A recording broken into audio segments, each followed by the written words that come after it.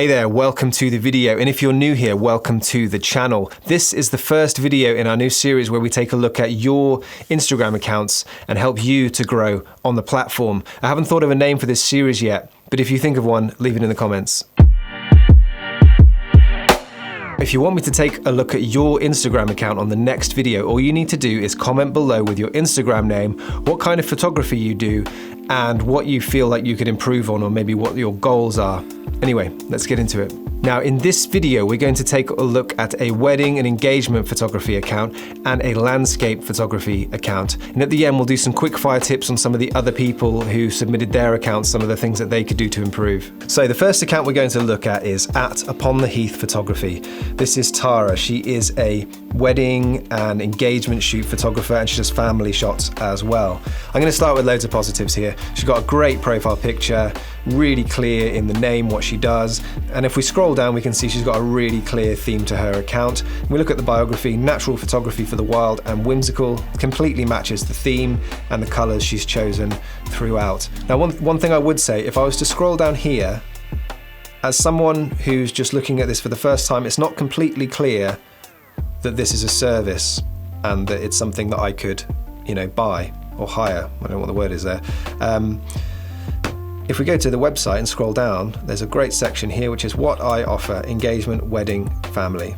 I would put that information in here just so that when someone arrives they know exactly what they're looking for. Now I'm going to focus on one post here, which is this one. This is obviously a great shoot. It looks great on the grid, fits perfectly in the square and looks great here, and has a great caption. There's a lovely inspiring line here, and then Tara talks a little bit here about some of the stuff that she offers.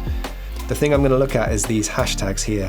If you're using hashtags, it's a really good idea to use smaller hashtags where there's less competition, and it's more likely for your post to end up at the very top. I talk about this in one of my other tips videos, and Tara's actually done a really good job of applying this, but there is a little bit more work that she needs to do. For example, we're going to look at Shropshire engagement. Now you can see this post is top in that hashtag. Unfortunately, this hashtag only has 158 posts, which means it's unlikely that anybody follows it. But what it does do is it proves the point that Tara has enough engagement to go top in hashtags.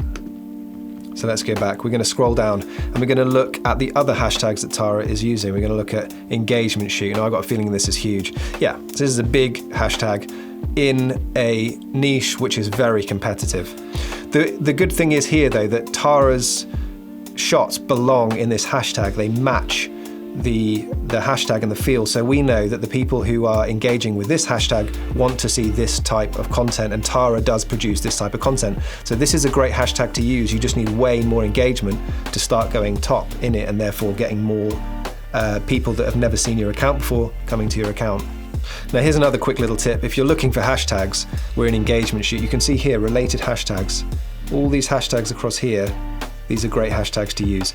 Now this post was 5 days ago, so it may have started getting into those hashtags. I can't tell now because it would have dropped out of them. Let's just assume that it wasn't, and we want to get that to go top. We're going to need more comments and more likes.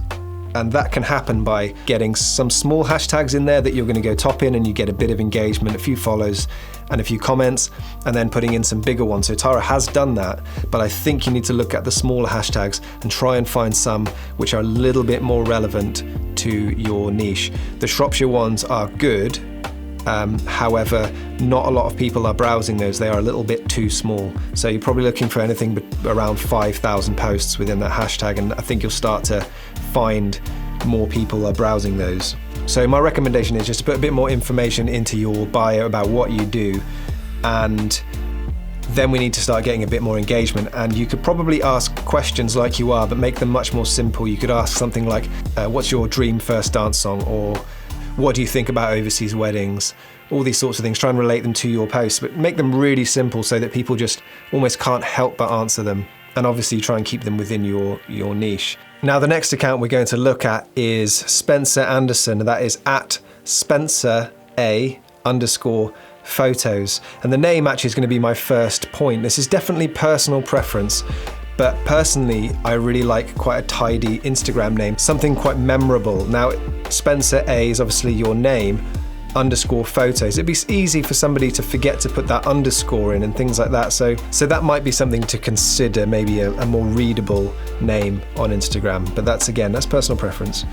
So if we take a look through his account, you have some really, really wonderful images here. Now, one image that really caught my eye as I was scrolling, which was Lake Louise, this one here. But one thing I want to look at, I know we've looked at hashtags in the last thing, but this is another important one here. All of these hashtags here, for example, hashtag photo. Let's look at that quick. 342 million posts. That is a huge hashtag, very competitive. And as you can see, most of the photos in the top section, the featured ones, do not relate to your niche. Now let's just go here and go to Banff National Park. So we look at this hashtag. The first one is Lake Louise, Canadian Rockies. All of these across here, I don't know the area that well, but I'm going to assume that a lot of these will relate to your image. I would completely double down on the geographical side of it and also the content. So hashtag lakes, hashtag beautiful lakes. I haven't checked those hashtags out, but things like that are going to get you far more people interested in it, because all of this other stuff up here, hashtag mirrorless geeks, they're not going to be people necessarily looking for specifically pictures of beautiful lakes. Now you need to start thinking less about what is related to your image and the gear that you took it with, and more about the type of person that would be interested in your image. Now, somebody who is browsing through hashtag Lake Louise is going to be very interested in your image of Lake Louise. Now, granted, there's going to be lots of pictures of the lake in there and it's going to be very competitive, but if you've got a really strong image, yours is going to go right to the top, because the people in that hashtag are already looking for your image, and if you've got a great image, they're going to like it, and they'll probably come and visit your profile, which is exactly what we want. So we're just going to go back, and I can see straight away, look, you're using the same hashtags pretty much all the time. Photography, you know, they're not going to do anything for you. And now that might be why you haven't gained all the followers that you want. Hashtags are super, super important. There's two main ways to gain new views and potential followers on Instagram. One is mentions from big accounts. Two is going top in hashtags. And you are going to do really well if you start getting really specific about what these images are of and the type of person that is going to want to see an image like yours. Now, the other thing here that I would consider is to start to curate your feed a little more. You have a lot of these portraits here. This is great. I think mixing outdoor portraits or adventurous kind of couple shoots and things like that with landscapes like this is a really good idea, because it adds a lot of personality to your account. But if we look at this, for example, here we have this, this is a nice landscape shot here. And if we go up a little bit, you can see here, for example, this is nice, but if this was my account, I'd be posting this sort of thing to my stories and just leaving the absolute best shots on my feed. So my recommendation to you, Spencer, is to take a look at those hashtags, stop looking at the big broad ones and start posting really specific stuff, and double down on those ones that are really specific to the image that you're taking. And the other thing I would do is, again, start curating your feed and start just posting those real bangers to your feed, because you have some really great photos and I'd love to see them all just side by side. But it was a pleasure to look through your feed, Spencer. You're doing a great job, and good luck with your photography. So now we are onto the quickfire section. This is where I just look down the list of people who submitted and just try and give some really specific points individually on those here. So first one here was from Tom Blockley. This is a photographer from the same area as me. He's a landscape photographer and he's doing a great job already, to be honest. There's not much I can do to improve, but he did say he wanted to get more out of the platform. So if I look at his account, there's some lovely images here, all wonderful landscapes of Shropshire.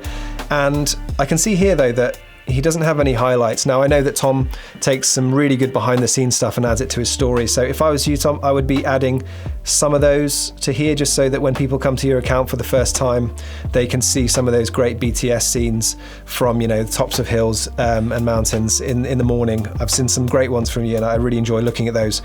And that reminds me, I need to work on my highlights a little bit as well.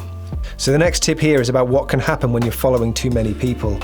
This is Mohammed Ben El Bar, and his name is @BMA7DZ. Now, he said in a message that you wanted to get more views on your stories and more followers. But one thing I can notice here is that you are following quite a lot of people. It's still a number that's lower than your followers, which is good, but it's still quite a lot of people. And And what can happen there is that a lot of the people you follow will follow back, but they only really follow you because you followed them, and they're not interested in your content, so they don't engage with your content. And what happens there is that Instagram thinks that your content isn't good because your followers are not engaging with it. And that is something that is very common with people who have followed a lot of people who have followed back.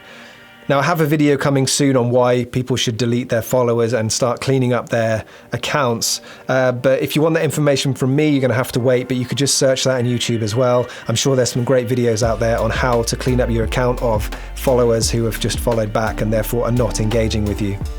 If I haven't covered your account in this video, I still might. I got way more responses than I was expecting. I also have some standard Instagram tips videos that I put on the screen right now, so be sure to check those out. And remember, if you want to get involved in the next video, all you need to do, subscribe to the channel and leave a comment below with your Instagram name and your style of photography. What are you waiting for? Click one of these videos.